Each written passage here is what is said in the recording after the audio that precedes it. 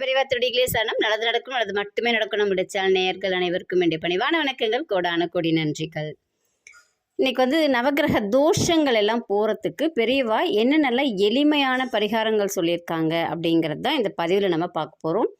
எல்லாருக்குமே ஏதோ ஒரு வகையில் தடைகள் இருக்கும், ஏதோ ஒரு வகையில் நோய் இருக்கும், பணத்தடைகள் இருக்கும், நமக்கு நம்ம நினச்சதை செய்ய முடியாமல் இருக்கும், வேலை கிடைக்காமல் இருக்கும், கல்யாணம் நடக்காமல் இருக்கும், குழந்தை பிறக்காமல் இருக்கும். இது எல்லாமே நவகிரகங்களால் வரக்கூடிய பிரச்சனைகள் தான், நம்மளுடைய கர்மான்னு சொல்லிக்கலாம். இந்த தோஷங்கள் எல்லாம் போகணும் அப்படின்னா எளிமையாக என்ன பண்ணலாம்?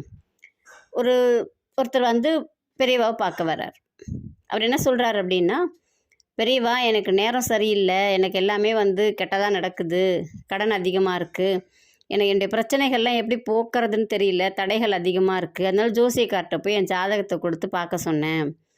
அவர் என்ன சொல்கிறாருன்னா, உனக்கு நவகிரகங்கள் தோஷம் இருக்குது, அந்த தோஷங்கள் எல்லாம் நீ விளக்குனா தான் உன் தடைகள் எல்லாம் விலகும். அப்போ நீ என்ன பண்ணணும் அப்படின்னாக்கா, கொஞ்சம் பணமெல்லாம் செலவு பண்ணணும், ஒரு 1000 2000 அந்த மாதிரி ஆகும். அவர் பெரியவா இருந்த காலத்தில்னு வச்சுக்கோங்களேன், செலவு பண்ணணும் அப்படின்னோன்னா அவர் என்ன சொல்கிறாருன்னா, அதெல்லாம் என்னால் முடியாது. அப்போது பெரியவாவை பார்க்க போவோன்னு சொல்லிட்டு பெரியவாவை பார்க்க வந்துட்டார். பெரியவா கிட்ட இதை சொல்கிறார். நான் என்ன பெரியவா செய்யட்டும்? பெரியவா அதுக்கு சிரிச்சுக்கிட்டே, ஜாதகம்லாம் பார்க்குற அளவுக்கு உங்ககிட்ட இருந்துச்சா அப்படின்னு கேட்குறாங்க. கேட்டுட்டு, உனக்கு திருஞான சம்பந்தரை தெரியுமா அப்படின்னு சொல்லி கேட்குறாங்க பெரியவா. தெரியும் பெரியவா, அந்த குழந்தை அழுத போது பார்வதி பால் கொடுத்தாங்கன்னு கேள்விப்பட்டிருக்கேன்.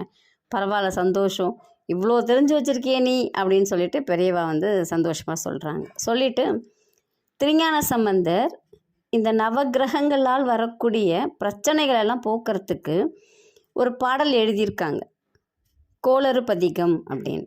அந்த கோளறு பதிகத்தை நீ தினமும் படிச்சுட்டு வந்த அப்படின்னாலே உனக்கு இந்த நவகிரகங்களால் வரக்கூடிய தொல்லைகள் எதுவுமே இருக்காது.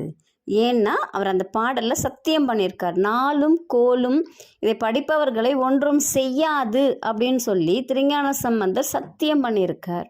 அவருடைய வாக்கு பொய்யாகாது அப்படின்னு சொல்லிட்டு ஒரு எளிமையான பரிகாரத்தை சொல்கிறாங்க. எப்பயுமே நம்ம மக்களுக்கு பரிகாரம் அப்படிங்கிறது இந்த நாமமோ பாடலோ சொன்னாலாம் திருப்தி அடையவே மாட்டாங்க இல்லையா? அவருக்கும் அதே மாதிரி திருப்தி இல்லை. பெரியவா, எனக்கு வேறு ஏதாவது சொல்லுங்கள் பெரியவா அப்படின்னு கேட்குறாரு. அப்போ என்ன சொல்கிறாங்க பெரியவா, இந்த 9 நவகிரகங்களுக்கும் தானியங்கள் இருக்கும், அந்த தானியங்களை நீ தானமாக கொடு. உன்னால் முடிஞ்சிச்சுன்னா நீ அதை செய். ஞாயிற்றுக்கிழமையிலேருந்து சனிக்கிழமை வரைக்கும் உன்னால் முடிஞ்சதை நீ தானமாக செய், இல்லை சுண்டல் செஞ்சு கொடு அப்படிங்கிறாங்க. அதுக்கும் அவர் யோசிக்கிறார். அப்புறம் திரும்பி என்ன சொல்கிறாங்க பெரியவா, எல்லாத்துலேயும் ஒரு 1/4 கிலோ வாங்கிக்கோ. ஒவ்வொரு தானியத்திலையும் வாங்கிக்கிட்டு 9 தானியமும் வாங்கிட்டு அரைச்சிரு மாவா. அரைச்சிட்டு அந்த பசு வச்சுருக்காங்கல்ல அவங்கள்ட்ட கொடுத்து, அது கூட கொஞ்சோண்டு அந்த தவிடு கலந்து அந்த பசுவுக்கு கொடுக்க சொல்லு. நீ பசுவுக்கு தானம் கொடுத்த அப்படின்னா எந்த தோஷமும் உன்கிட்ட வராது. இது அது தீர நீ செய்ய ஆரம்பி. உனக்கு என்ன மாதிரி பிரச்சனைகள் இருந்துச்சுனாலும் எல்லாமே தவிடுபொடி ஆகிடும்.